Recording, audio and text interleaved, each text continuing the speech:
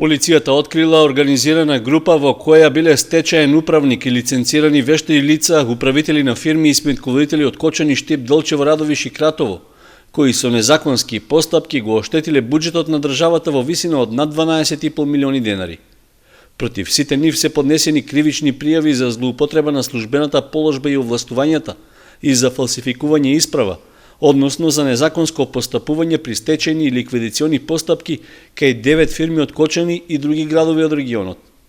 Првоосомничен е 65-годишниот БМ од Кочани како стечаен управник, а освен него на списокот на СВР Штип се уште тројца вешти лица од Кочани, ангажирани во стечајните и ликвидационите постапки, како и управители и раководители на фирмите и сметководители во истите, а чие место на живење е во Штип, Радовиш и Кратово. Со противзаконски действија,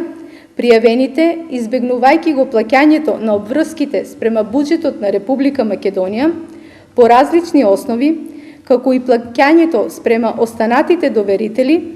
во наведените 9 правни субјекти сокриле имот во вкупна вредност од околу 36 милиони денари, на кои не пресметале, не пријавиле и не платиле јавни давачки во вкупен износ од 8.720.634 денари.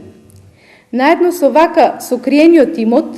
а врз основа на реализирани стечајни постапки и ликвидации на наведените правни субјекти,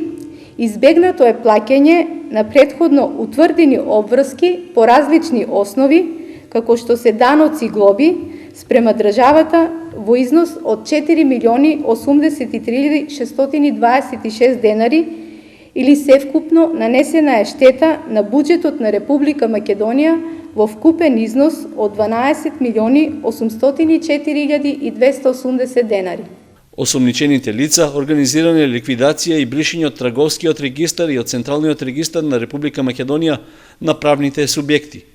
Со фалсификувана финансиска книговодствена документација биле изготвени извештаи за материјално-финансиската состојба на должниците што ги доставиле до Основниот суд Кочани, со констатација дека тие не поседуваат имот со кој може да се покријат трошоците за стечајната постапка и да се обештатат доверителите.